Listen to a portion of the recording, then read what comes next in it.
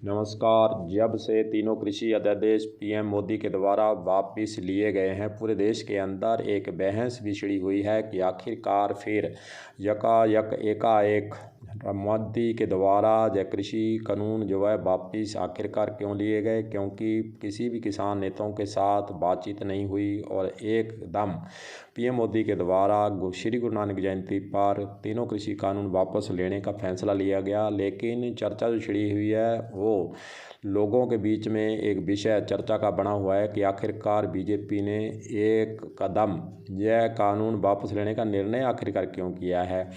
BJP के नेताओं को हरियाणा, पंजाब, यूपी में खासकर किसानों के विरोध का सामना लंबे समय से करना पड़ रहा है और वहीं दूसरी ओर 5 राज्यों में विधानसभा चुनाव भी आ रहे हैं। 2022 में चुनाव होने वाले हैं। कहीं ना कहीं बीजेपी को चुनावी सभा करने में मुश्किल खड़ी हो सकती थी, इसलिए यह सोचा गया।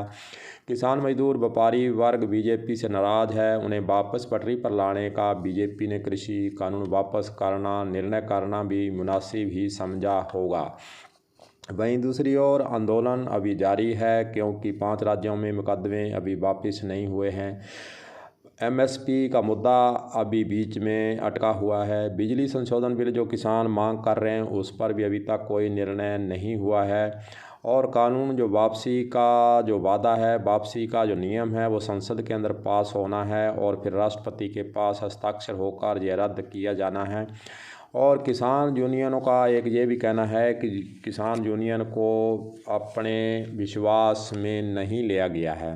वहीं दूसरी ओर अगर हम उत्तर प्रदेश चुनावों की जीत के लिए बात करें तो कृषि कानून वापसी की लिखी कहानी वहीं से लगती है कि उत्तर प्रदेश में जय कानून वापस लेने की कहानी लिखी गई है।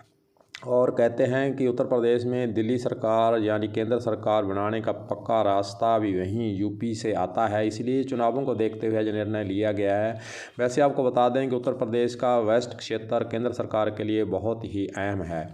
2019 लोकसभा चुनाव की अगर बात करें तो इस क्षेत्र में 27 सीट में से 24 सीट बीजेपी ने जीती थी। वहीं दूसरी ओर यूपी विधानसभा की अगर हम बात करते हैं तो वेस्ट क्षेत्र से 135 सीटों में से 115 सीटें बीजेपी ने जीती हुई है। जो भी चुनाव दोबारा होंगे तो कहीं ना कहीं ये डर भी है कि यहाँ से हमारी ज़मीन ना खिसक जाए।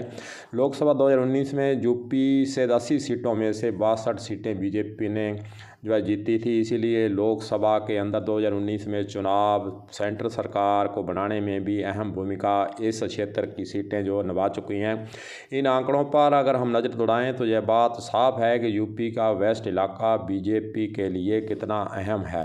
वहीं आपको यह भी बताना चाहेंगे कि वेस्ट इलाके 21 ज़िले कृषि पर आधारित है। यूपी के अंदर 90% किसान इस इलाके के वोटर हैं, जिसका विरोध हो सकता है कि बीजेपी को आगे आने वाले समय में सहन करना पड़ता। इसीलिए इन सारी समीकरणों को देखते हुए, यूपी के चुनाव को देखते हुए, पंजाब के चुनाव को देखते हुए और अन्य जो 5 राज्यों के अंदर चुनाव हो रहे हैं उसको देखते हुए बीजेपी सरकार के द्वारा कृषि कानून को वापस लेने का निर्णय लिया लगता है। यह भी चर्चा आम जनता के बीच में है। वहीं दूसरी ओर बीजेपी के वरुण गांधी ने एक नई मुसीबत खड़ी कर दी है। 700 किसानों के लिए 700 करोड़ रुपए उन्होंने मुआवजे की मांग भी रख दी है और बीजेपी प्रधानमंत्री मोदी को एक पत्र भी लिखा है कि वरुण गांधी के द्वारा लिखा गया है कि जो किसान शहीद हुए हैं, 700 के लगभग शहीद हुए हैं, उन्हें 1-1 करोड़ का मुआवजा दिया जाए। और वहीं दूसरी ओर वरुण गांधी के इस पत्र के बाद बीजेपी पार्टी के अंदर एक खलबली भी मची हुई है, क्योंकि वरुण गांधी जो है हमेशा से किसानों के साथ रहे हैं, पहले भी पत्र लिखते रहे हैं, किसानों की मांगों का उन्होंने पुरजोर समर्थन भी किया है।